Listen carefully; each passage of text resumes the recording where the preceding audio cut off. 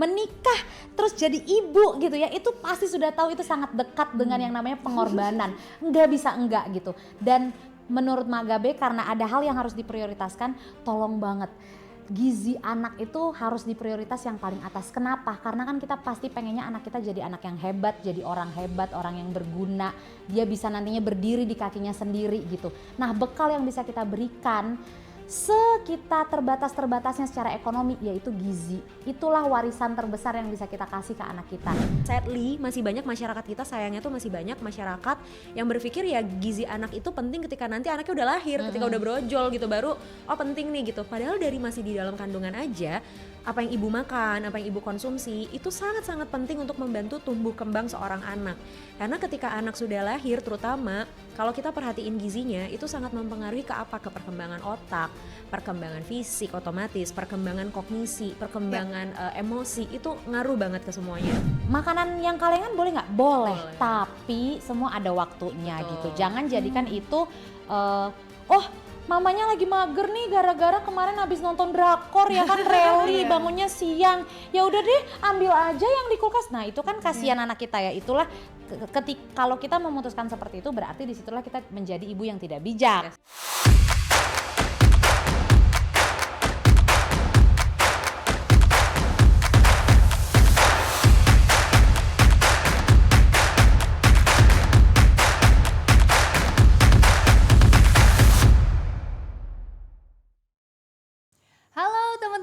Selamat datang lagi di YouTube Gemes, Generasi Emas, Generasi Sehat. Dan podcast ini dipersembahkan oleh Direktorat Promosi dan Edukasi Gizi, Deputi Bidang Promosi dan Kerjasama Badan Gizi Nasional. Wow, senang sekali hari ini saya Kartika Berliana kembali dapat menemani Anda ya teman-teman Gemes. Dan hari ini tema yang gak kalah penting. Pernah dengar gak sih waktu dulu ya mantan presiden kita Bapak Soekarno ini pernah bilang seorang ini ada bangsa yang besar itu ya lahir dari seorang ibu yang hebat. Wih, keren banget kan. Dan kali ini kita akan melihat bagaimana kata-kata dari Bapak Soekarno itu kita omongin nih sekarang ya. Bener banget temanya tentang ibu, di mana ibu yang bijak adalah rahasia dari anak yang sehat. Gimana? Apalagi kali ini teman-teman Gemes dan juga ibu-ibu dari Gemes udah menantikan nih. Dan saat ini di studio sudah kehadiran dua narasumber dan salah satunya ini juga pasti adalah teman-teman Gemes sudah rasanya kenal sekali deh, sering banget FYP dan juga influencer yang satu ini dekat sekali gaya komunikasinya dengan teman-teman Gemes terutama yang ibu-ibu muda nih. Langsung saja kita welcome, selamat datang Magabe. Hai, thank you. Hai, dan terima kasih banget ya Magabe sudah hadir di studio hari ini. Kita akan membahas seputar ibu-ibu. Siap. Oke, dan satu lagi ini gak kalah pentingnya dan juga sering banget viral nih konten-kontennya di media sosial. Beliau ini adalah seorang psikolog yang aktif sekali ya menyuarakan isu-isu terkait kesehatan mental, terutama konteksnya kepada perempuan, keluarga, kesejahteraan anak dan juga pola pengasuhan anak. Halo, selamat datang Kak Indah SJMPSI. Halo Tika, Halo, apa kabar? Kak Indah, terima kasih ya. Sama-sama dengan senang hati, thank you for having me Tika. Iya Kak Indah, ini kan kemarin kayaknya baru keluar buku tuh, buku apa tuh? Betul sekali, langsung ya. Terima kasih loh, langsung banget dikasih kesempatan dan fasilitasnya. Iya, jadi aku baru aja launching buku, judulnya It's Okay. Ini sebenarnya buku pengembangan diri tentang kita kan manusia terutama perempuan ya gitu. Kita tuh banyak banget yang suka apa-apa tuh pengennya bahagiain orang terus, pengennya ikutin ekspektasi orang terus. Dikit-dikit tuh kayaknya takut banget buat bikin orang lain tersinggung, orang lain marah, orang lain sakit hati. Nah, buku ini mengajak sebenarnya bukan cuma perempuan ya, semua pihak untuk yuk kita fokus sama diri kita sendiri. It's okay karena kita nggak bisa membahagiakan semua orang. Baik, kita akan masuk ke tema kali ini ya Kak Indah dan juga Magabe. Ini kita akan membicarakan tentang bunda bijak dan juga anak sehat. Ini kalau kita boleh lihat ya, ini kan jadi masalah utama banget nutrisi di Indonesia begitu ya. Kita mau anak-anak kita tuh kedepannya menjadi SDM yang berkualitas, menghadapi tantangan global yang semakin menjadi-jadi gitu kan. Pengennya anak kita tuh selain sehat pintar juga.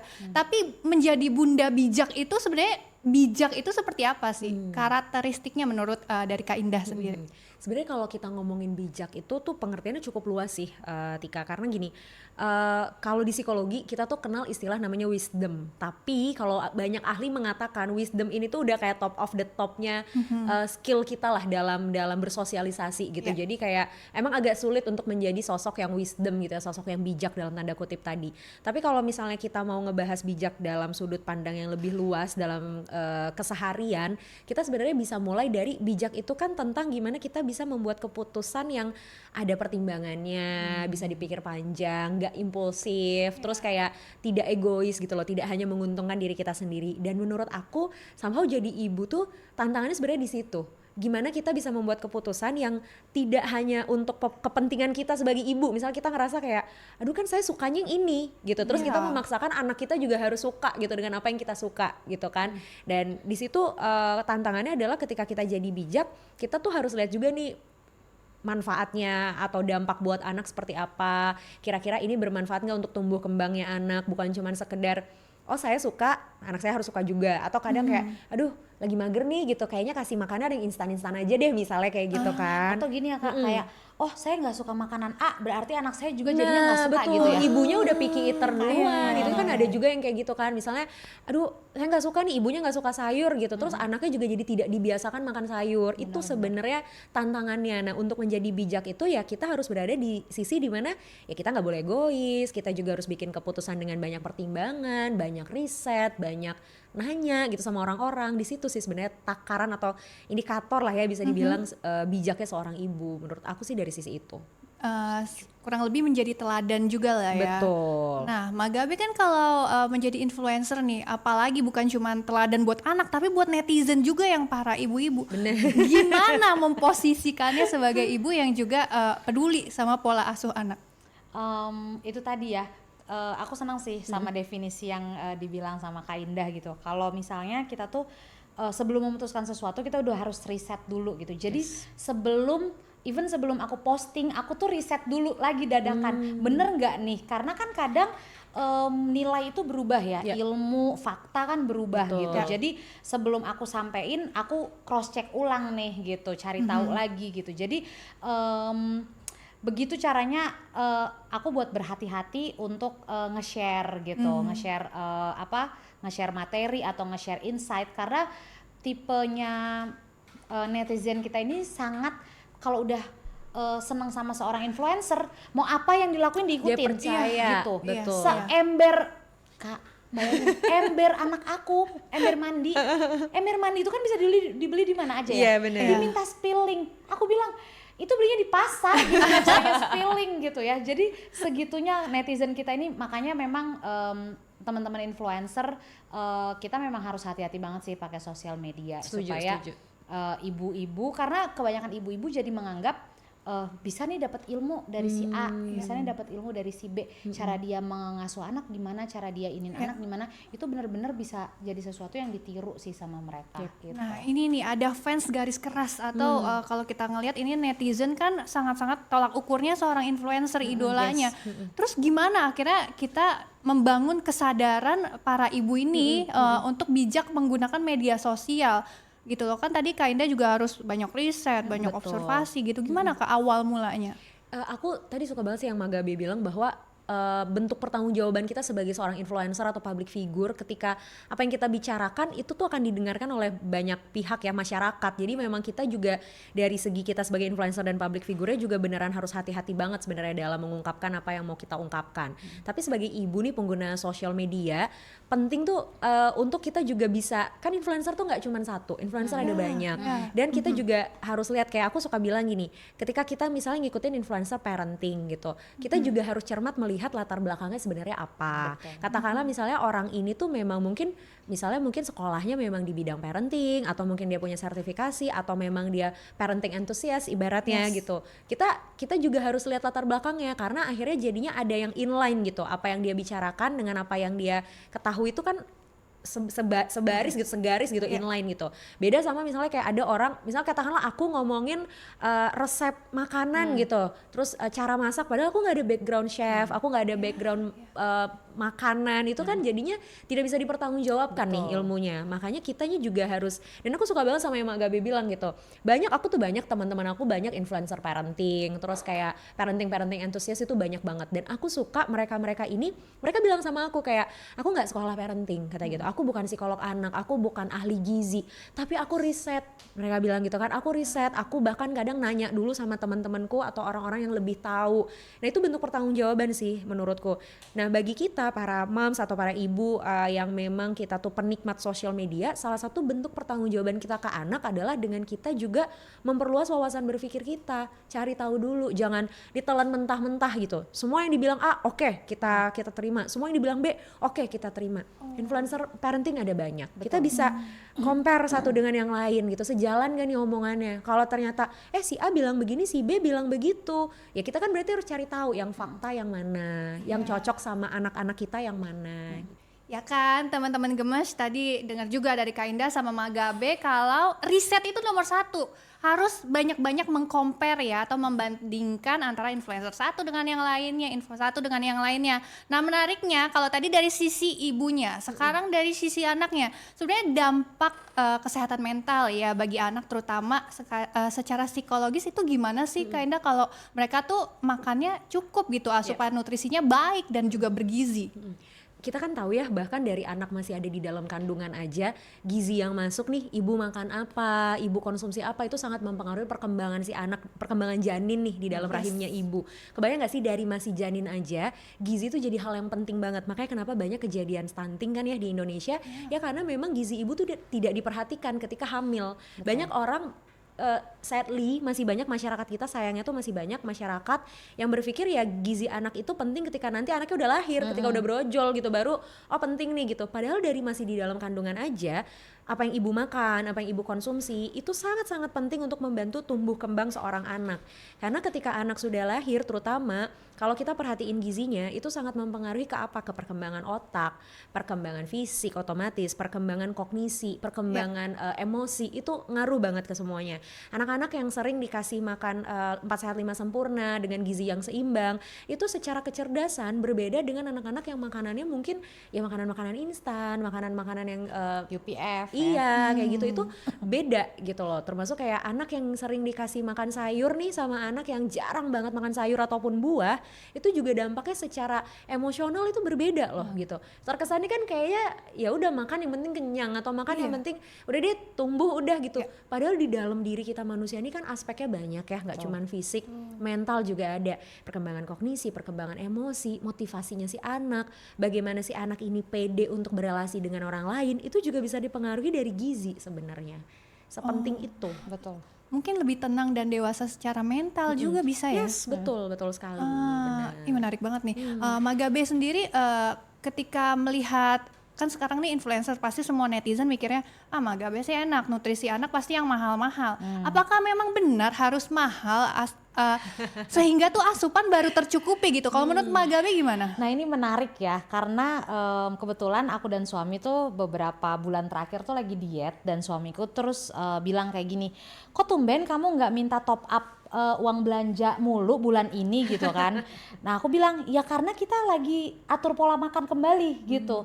Artinya apa? Ketika kita mulai mau benerin lagi diet kita, benerin lagi pola makan kita, justru sebetulnya jadi lebih hemat loh gitu. Jadi kenapa? Karena ketika ditelusuri yang bikin mahal tuh apa sih?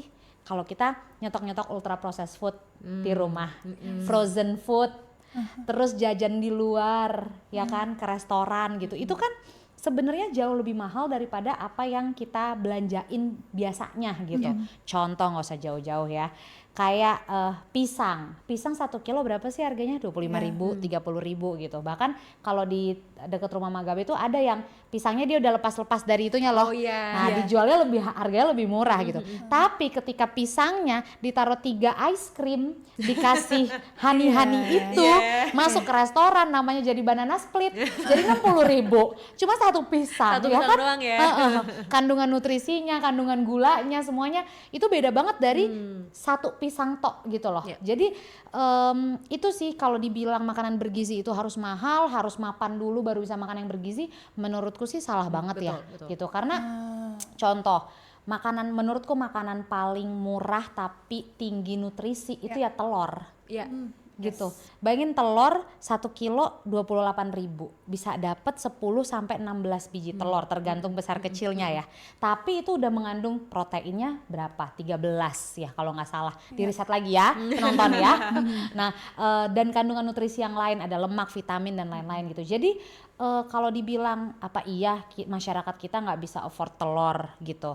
Kebanyakan pasti bisa gitu. Dan aku pernah lihat tuh ada hasil riset terbaru bahwa ternyata 1 telur 1 hari itu menyelamatkan anak dari stunting gitu. Sebenarnya sesimpel itu kan melihat stunting yang begitu tinggi angkanya di negara kita, padahal ternyata untuk menyelamatkan anak dari stunting semurah 1 telur 1 hari gitu. Bukan 1 kilo loh, 1 telur 1 hari. Nah itu kan sebenarnya cukup sedih ya. Jadi kalau misalnya dibilang ya harus mapan dulu baru bisa anaknya makan bergizi, ya menurutku salah banget ya. Itu mindset yang harus diubah. Nah itu dari Magabe tuh ya. Tapi kan menarik banget nih.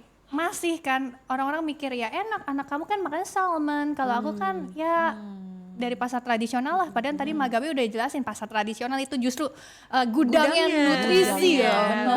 Benar. Gimana Kak? Setuju, aku setuju banget. Dan kita kan kalau misalnya tadi Magabe bilang telur ya. Telur itu kan 1 butir itu tuh bisa kita olah jadi apa aja gitu. Hari ini kita bisa bikin telur dadar, telur ceplok, besok kita bikin omelet, kita bisa campur sayuran di dalam situ gitu kan. Abis itu kita bisa berkreasi lah gitu. Banyak banget yang bisa digunakan dan aku setuju sih untuk bisa sehat itu terutama memberikan gizi sehat dan seimbang ke anak itu nggak harus mahal sebenarnya. Karena kadang yang bikin mahal ya tadi, kadang gengsinya kita gitu kan, atau gaya hidupnya kita, atau kayak tadi kadang pengen yang cepat instan gitu, padahal yang cepat dan instan ini belum tentu yang emang terbaik gitu loh. Jadi menurut aku kebiasaan-kebiasaan ini sih yang harus mulai diubah gitu loh. Nah ini juga menarik ketika kita melihat sekarang banyak brand-brand di luar sana, karena tadi Magabe sempat mention ada Ultra Food mungkin ya. Kan banyak banget nih brand yang mau endorse dong pastinya. Ya kan misalkan brand itu sebenarnya tinggi MSG, tinggi pengawet gitu kan, terlalu kurang sehat begitu buat anak seorang influencer, apalagi ini netizennya banyak young mom juga. Akan seperti apa sih? Nah sebenarnya kan itu tadi pentingnya kemampuan riset ya, supaya kita bisa menjadi ibu yang bijak. Balik lagi ya, ketika sesuatu dikonsumsi secara berlebihan apapun itu pasti efeknya nggak baik. Contoh, real food daging sapi misalnya, kalau daging sapinya berlebihan tetap akan kolesterol gitu ya. Jadi bukannya kita tuh nggak boleh jajan atau nggak boleh makan makanan yang lain, tapi usahakan kita sebagai ibu terutama ya memenuhi asupan nutrisi anak dari makanan real food dulu nih, yang dari rumah dulu nih, baru yang lain-lain kalau mendesak, kalau misalnya terpaksa banget gitu ya. Contoh Kak, aku pernah nolak sebuah brand, dia itu makanan kalengan, dia minta aku mempromosikan itu sebagai makanan sehat karena dia ikan lah ya gitu. Terus aku bilang ini bisa nggak tagline-nya diganti gitu, karena aku tidak bisa bilang ini makanan sehat dan makanan pilihan untuk memberikan gizi di rumah. Itu benar, itu salah, aku bilang itu menyesatkan gitu. Dan mereka nggak mau ganti tagline-nya. Ya udah ya, padahal namanya uang, siapa yang tidak butuh uang ya. Nah cuma karena memang kondisinya aku nggak mau untuk mendrive netizenku kepada false belief gitu. Jadinya aku tolak gitu. Jadi balik lagi sih, makanan yang kalengan boleh nggak? Boleh, tapi semua ada waktunya gitu. Jangan jadikan itu mamanya lagi mager nih gara-gara kemarin habis nonton drakor ya kan, rally bangunnya siang. Ya udah deh ambil aja yang di kulkas. Nah itu kan kasihan anak kita ya. Itulah kalau kita memutuskan seperti itu, berarti disitulah kita menjadi ibu yang tidak bijak gitu. Karena kita mengutamakan kepentingan kita nonton drakor dibanding, dan kita mengorbankan gizi dan nutrisi anak kita hari itu gitu. Jangan dipikir kan cuma sekali-sekali. Jangan salah, sekali-sekalinya di record nggak? Ada ininya nggak? Iya, dari sekali-sekali jadi mungkin misalnya sebulan, kalau di total 2 minggu makan yang instan, 2 minggu baru maknya masak gitu kan. Jadi maksudnya jangan dinormalisasi hal-hal yang seperti ini, karena juga sekarang kan mungkin Kak Indah dapat banyak ini ya, karena ibu-ibu mentalnya harus happy. Oh jadi beli aja makan di luar, gak usah masak. Salah ya, nggak bisa kayak begitu. Diomelin. Iya, kalau buat anak kita nggak boleh tawar-tawar, kan sayang sama anaknya, ya nggak sih? Iya, betul. Siapa ibu yang bilang dia nggak sayang sama anaknya? Nggak ada kan? Kalau sayang sama anaknya berarti memang harus mau mengorbankan ketidaknyamanan itu. Ya lu nggak bisa masak, belajar masak. Masak nggak harus yang susah-susah ya kan? Betul. Anak-anak kita kan nggak kayak bapaknya yang mintanya banyak ya kan? Anak-anak kita didadar telur aja udah happy. Kalau bapaknya kan telur lagi, lu males amat sih kan gitu ya kan? Kalau agak curhat pribadi ya iya, kayaknya. kalau anak Curcol. telur kecap udah happy dia. Iya, betul, Besoknya mama lagi malas masak, maaf ya. Telur kecap ya udah happy. Yes, Iya. at least kayak gitu. Jangan jadinya ya sorry ya misalnya makan beli bakso pinggir jalan, beli apa batagor contohnya. Bukannya nggak boleh sekali lagi ya, tapi jangan sampai memenuhi nutrisi anak kita Porsinya dengan mungkin yang kayak ya, gitu. maksudnya Iya. porsinya yang kita harus tahu bahwa mana yang utama Yes. dipenuhi gitu, jangan sampai jajannya lebih banyak daripada yang dikasih makan makanan rumahannya tadi gitu ya, real food rumahan tadi. Dan mungkin kalau tadi kayak Magabe bilang, ya pasti kan ada ibu-ibu juga yang entah di sini kan juga mungkin banyak ibu yang sambil bekerja gitu Yes. kan, atau ibu yang memang dituntut untuk nggak selalu 24 jam bisa sama anak, jadi mungkin masak itu jadi satu tantangan terbesar. Kalau menurut aku kan sekarang udah banyak banget ya homemade yang menyediakan layanan catering Yes, homemade catering. gitu, Iya, bahkan betul. yang memang mereka garanti bahwa ya ini tuh no MSG gitu, terus yang emang sehat secara gizi bisa dicek dan segala macam.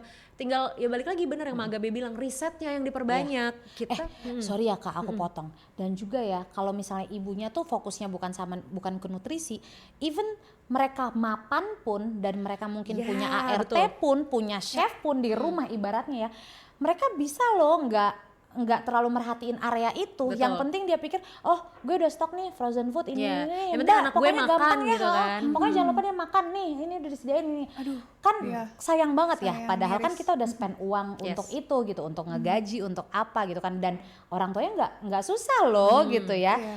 Kayak tadi adekku baru cerita, salah satu kenalan dia yang hidupnya sangat mapan, tapi anaknya nggak suka buah. Pas dia tanya kenapa nggak suka buah, iya soalnya dikasih nggak mau. Oh gitu, emang di rumah nggak pernah nyetok buah? Enggak, gitu. Jadi hal-hal Padahal seperti mapan itu. ya. Padahal Iya. mapan, Beli buah bener, ya. bener. Ya buah kan pepaya murah kali ya nggak sih, Iya. pisang Pisang. murah gitu. Iya. Tapi ya balik lagi, mungkin orang tuanya ada background dia nggak suka sayur dan Iya. buah, jadi dia tidak merasa wajib nih sediain buah nih di Betul. studio. Gemes aja hari ini ada buah ya kan. Ini gitu. menarik banget loh, Kak Indah. Ini jadi kan ada korelasi ya antara mentalnya orang tua nih sama pola pengasuhan anak dan juga disiplin makan anak. Betul, Gimana, Kak? betul. Bener-bener itu ngaruh banget. Makanya yang tadi kita sempat bahas juga, kalau kitanya picky eater, Yes. jangan jadinya mengarahkan anak kita untuk jadi seorang picky eater juga gitu. Kalau kita nggak suka sayur, kita juga jangan jadinya bikin anak ya, mama nggak suka jadi kamu jangan makan itu, nggak bisa kayak gitu. Balik lagi kan seorang ibu ataupun ayah ya orang tua lah gitu. Kita kan nggak boleh egois ya. Justru kita lihat nih apa ya yang bikin kita nggak suka buah, apa yang bikin kita nggak suka sayur, apa yang bikin kita nggak suka makanan tertentu. Kita flashback, oh mungkin karena dulu juga memang kita tidak banyak dikenalkan dengan makanan Betul, tersebut, atau ketika ada momen dikenalkan itu kita mungkin misalnya kayak sebenarnya katakanlah misalnya makan udang tuh enak gitu kan, gizinya tinggi gitu, tapi misalnya pas makan udang mungkin kita lagi sambil dimarahin misalnya, lagi sambil dicekokin, jadi kita tuh mengasosiasikan udang dengan kejadian tidak menyenangkan di masa lalu kita, akhirnya kita jadi nggak suka sama udang. Nah terus kita malah jadi nggak ngasih udang ke anak kita. Itu kan menurut aku nggak fair ya gitu. Sementara anak kita juga butuh proses tumbuh kembang yang baik dengan berbagai macam jenis makanan gizi seimbang yang dikasih. Iya. Nah ini menariknya juga, ini selain orang tua di rumah memulai gizi dari rumah gitu, dari orang tua, ini peran pemerintah juga semakin nyata kan. Yes. Ada program baru dari pemerintah kita, ini makan bergizi gratis. Pastinya semuanya udah pada dengar ya. Kalau dari sisi psikolog sama influencer, ini melihat program ini seperti apa? Kalau aku sih jujur ini salah satu program yang menurut aku bagus banget ya. Kenapa aku bilang bagus? Karena balik lagi anak itu dari dia masih di janin aja kita harus perhatikan kan proses tumbuh kembangnya, kecerdasan anak, bagaimana anak berelasi, bagaimana anak mengatur emosinya, bagaimana dia kemudian melihat bahwa oh fisik saya sehat, saya tumbuh dengan kuat, itu sangat dipengaruhi dengan apa yang dia makan, dengan gizi seimbangnya. Jadi dengan program ini tuh kan sebenarnya mendukung proses tentang benar gitu. Kadang mungkin ada orang tua yang absen untuk hal ini. Ada orang tua yang mungkin nggak aware, ada orang tua yang mungkin tidak menganggap bahwa oh ternyata buah tuh sepenting itu ya. Makanya mungkin mereka mampu tapi mereka nggak beli buah karena mungkin menurut mereka buah itu tidak penting. Nah, artinya dengan adanya program pemerintah yang seperti ini kan jadi dukungannya lebih masif. Jadi yang diedukasi bukan cuma anak ya tapi orang tuanya juga gitu loh. Siapa tahu dengan harapannya nih, dengan dukungan seperti ini, ketika di rumah orang tua jadi terbiasa juga memberikan makanan-makanan dengan gizi yang baik gitu untuk anak.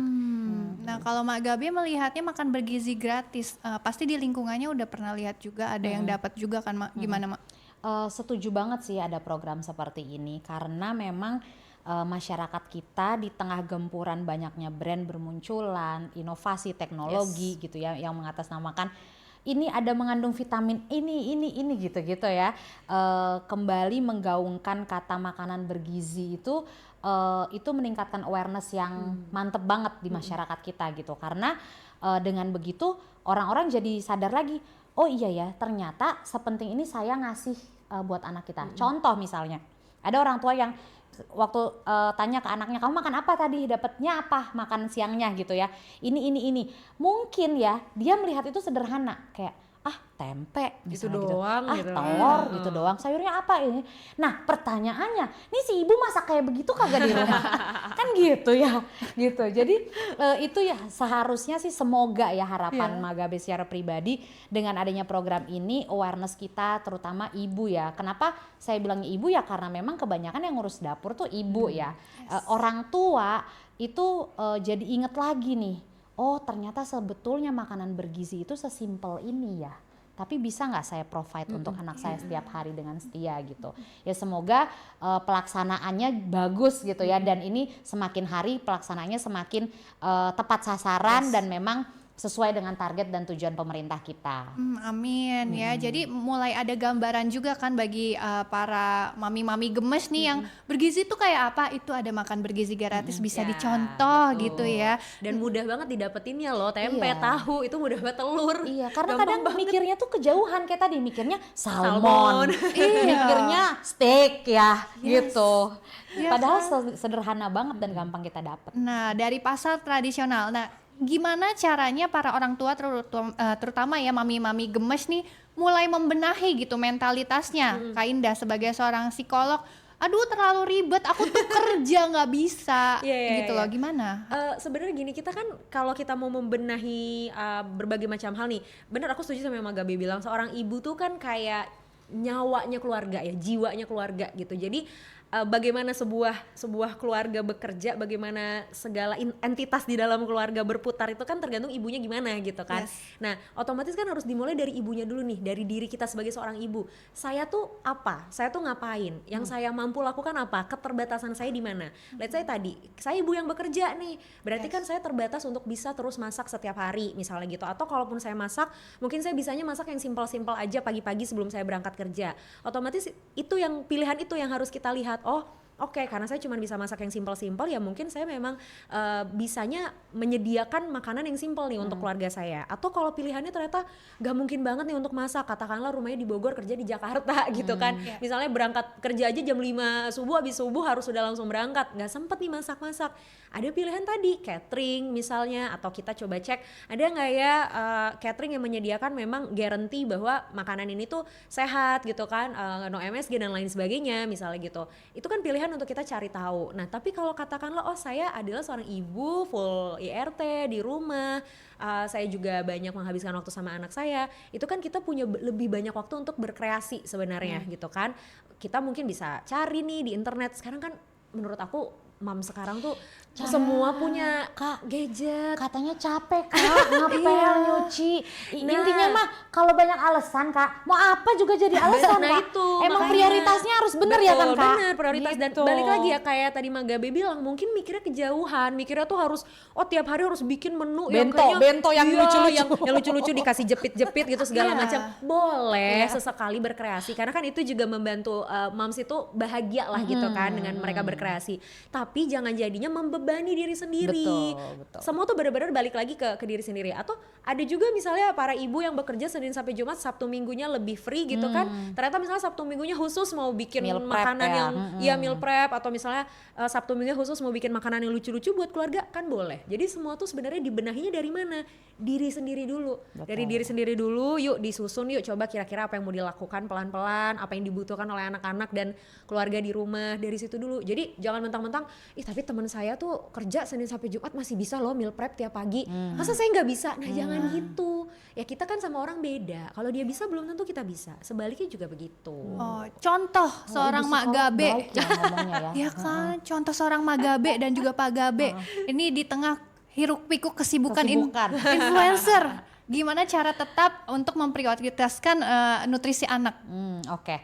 Pertama, kita udah nggak nyetok frozen food, UPF gitu. Kenapa? Karena biar terpaksa mentok-mentok masak telur gitu ya. Even mie instan kita nggak nyetok, kita cuma beli buat Mbak. Karena Mbak butuh mecin ya untuk bertahan hidup gitu. Jadi itu dulu stok di rumah, karena stok di rumah tuh menentukan apa yang akan diproduksi buat keluarga gitu. Nah yang kedua itu memang kita semua kerjasama untuk masak itu. Jadi kan aku punya Mbak di rumah gitu, dan memang aku minta dia untuk masak yang enggak deep fried lagi gitu. Jadi ya ternyata pilihan non deep fried dan tumis-tumisan minyak tuh banyak loh ternyata gitu ya. Ya ada kuah, ada sop, ada semur, macam-macam gitu. Jadi jadi jangan punya Mbak terus kita bilang terserah masak apa aja, jangan. Justru kita harus detail, karena kan ibaratnya kita sudah delegasikan gitu ya tugasnya. Jadi pastikan dia melakukan tugasnya dengan maksimal dan optimal gitu. Kayak gitu. Jadi minta dia untuk masak tidak ada yang deep fried, terus yang MSG-nya sangat-sangat minim gitu, dan tabur garam tuh kita nggak pakai sendok Kak kalau di rumah, pakai jari gitu. Jadi emang buat syarat aja. Salba ya. Iya. Nah memang efeknya jadinya ketika kita makan di restoran itu rasanya jadi terlalu kuat rasa di restoran gitu. Betul. Tapi ya jadinya kita pelan-pelan membangun kebiasaan yang baik gitu sih. Kalau Magabe jujur bukan tipe ibu rumah tangga super ya. Kan ada ya ibu rumah tangga super yang ada juga ibu kantoran yang super juga kayak yang tadi Kak Indah cerita kan, bangunnya pagi, bangun subuh tapi bisa masak buat bekal anak, bekal suami, bekal dia, nanti pulang kerja dia masak lagi gitu ya. Nah kalau Magabe nggak bisa, jujur ya, ini jujur.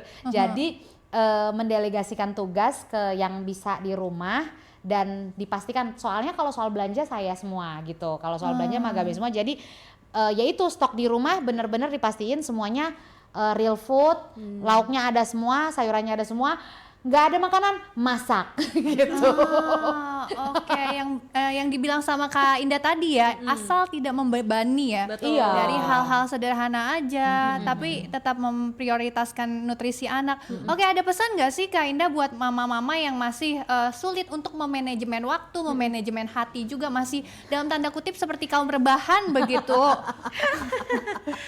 Aku sebenarnya cuma membilangnya gini ya, semakin kita sering rebahan, semakin kita memproteskan rebahan kita, semakin tidak akan jadi apa-apa sebenarnya gitu. Jadi rebahan tuh bukan nggak boleh, boleh banget. Apalagi ya aku sangat paham ya sebagai seorang ibu, pekerjaannya sangat banyak, terus bebannya juga besar, otomatis kan banyak juga yang memang harus dilakukan. Jadi wajar kalau sesekali ngerasa lelah, kayak aduh kurang me time nih, kurang punya waktu untuk diri sendiri, wajar. Jadi kita juga nggak harus selalu dalam kondisi prima setiap saat, nggak harus selalu dalam kondisi yang kuat, setiap hari bisa masak, setiap hari bisa menyayangi dan mengurus anak dengan anak kesayang gitu. Nggak apa-apa, sesekali marah, sesekali capek nggak apa-apa. Tapi disitulah pentingnya kita nentuin prioritas gitu. Katakanlah tadi Magabe bilang nonton drakor, kalau misalnya nonton drakor seharian di ini gitu ya, maraton drakor sampai begadang, itu kan artinya ada prioritas yang jadi kita kesampingkan. Nah, bukan nggak boleh nonton drakor, tapi yuk dibagi waktunya, dilihat kapasitas dirinya, dicek prioritasnya. Kalau memang ada prioritas yang mendesak,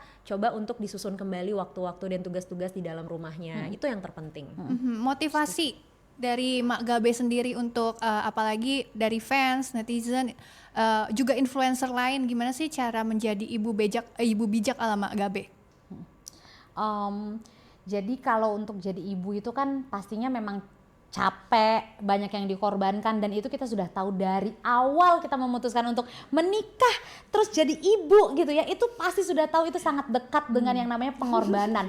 Nggak bisa enggak gitu. Dan menurut Magabe karena ada hal yang harus diprioritaskan, tolong banget gizi anak itu harus diprioritas yang paling atas. Kenapa? Karena kan kita pasti pengennya anak kita jadi anak yang hebat, jadi orang hebat, orang yang berguna. Dia bisa nantinya berdiri di kakinya sendiri gitu. Nah, bekal yang bisa kita berikan sekitar terbatas-terbatasnya secara ekonomi yaitu gizi. Itulah warisan terbesar yang bisa kita kasih ke anak kita. Membesarkan dia dengan gizi dan nutrisi yang tepat sehingga ketika nanti di usianya dia sudah bisa berdiri di kakinya sendiri, dia udah bisa tuh jadi manusia seutuhnya yang berkembang optimal gitu. Jadi kalau sayang sama anaknya, utamakan gizinya. Wah, keren banget. Makasih ya Magabe, Kak Indah. Sama-sama. Ini banyak banget yang kita dapetin hari ini, terutama untuk semangatin ya mami-mami dari teman-teman Gemes ya. Semoga dari informasi dan juga edukasi, dari sharing Kak Indah dan juga Magabe hari ini bisa membuat mami-mami ini nggak perlu berpikir rumit, sulit, menjadi beban lagi. Yang penting tetap memprioritaskan nutrisi anak supaya tumbuh kembangnya optimal. Nanti mami-mami juga nih sama papi-papi muda dari teman Gemes yang akan bahagia dan juga bangga punya anak-anak yang pintar, sehat, bisa juga bersaing dan juga berkompetisi di dunia luar sana. Nah, teman-teman Gemes jangan lupa juga untuk selalu saksikan podcast Gemes Generasi Emas Generasi Sehat yang dipersembahkan oleh Direktorat Promosi dan Edukasi Gizi, Deputi Bidang Promosi dan Kerjasama Badan Gizi Nasional. Kak Indah, Magabe, kita ajak ya teman-teman Gemes buat nonton Gemes Generasi Emas Generasi Sehat.